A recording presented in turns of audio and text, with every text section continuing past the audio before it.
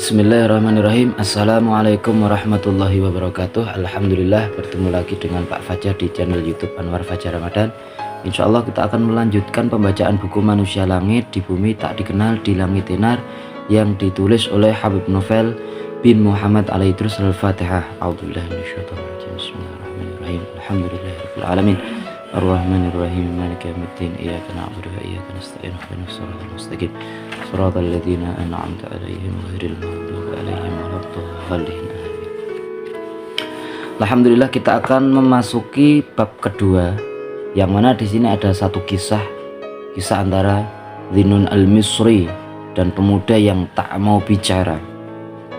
Nah, jadi di sini dikatakan Dhinnun al-Misri itu pernah bercerita, suatu hari aku melakukan perjalanan di sekitar Syria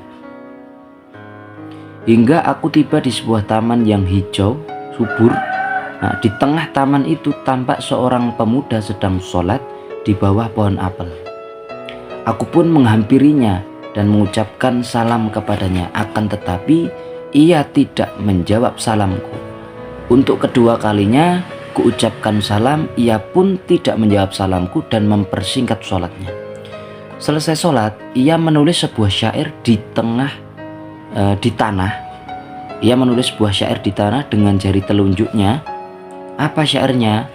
Syairnya adalah Muni al-lisanu minal kalami. Lisan ini terlarang untuk berbicara. Li'annahu kahful bala'i wa jalibul afati. Karena lisan itu merupakan gua yang menyimpan bencana dan mendatangkan petaka. Faida natokta fakun li rabbika dzakiran la tansahu wahmad hufil halat. Jika harus berbicara, maka jadikan bicaramu ada zikir kepada Tuhanmu, jangan pernah melupakan Tuhanmu, dan pujilah Tuhanmu dalam segala keadaan. Ini syair yang ditulis oleh pemuda tadi yang tidak mau bicara. Luar biasa nih. Jadi lisan beliau menahan lisannya itu tujuannya supaya selamat. Kenapa? Karena lisan itu salah satu tempatnya bencana dan dapat mendatangkan petaka jika tidak bisa menggunakan lisan dengan baik. Tapi kalau lisan digunakan untuk zikir kepada Allah dan kita memuji Allah setiap keadaan, maka itu akan mendatangkan kebaikan. Kemudian Dhinnun al-Misri berkata, aku pun menangis cukup lama karena membaca syairnya.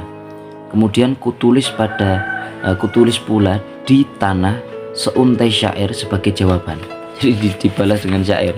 Syair dibalas dengan syair. Setiap penulis pasti akan binasa, namun yang ditulis kedua tangannya akan tetap ada sepanjang masa.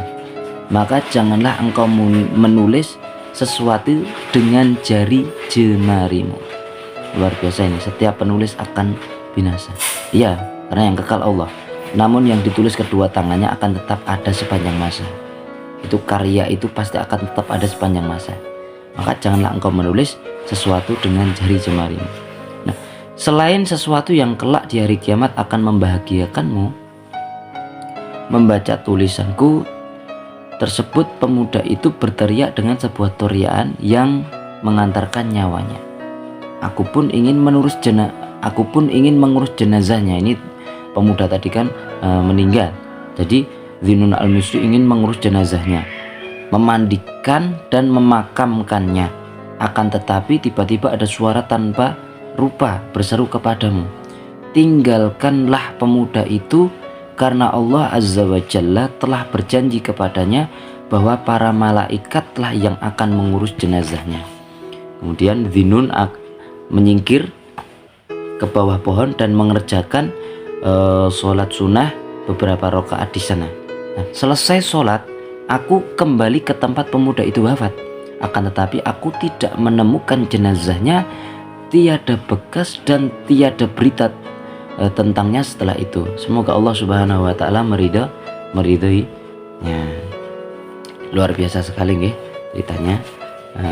Yaitu di bab ini intinya kita disuruh untuk menjaga lisan, karena lisan ini bisa mendatangkan petaka, bisa mendatangkan kebahagiaan.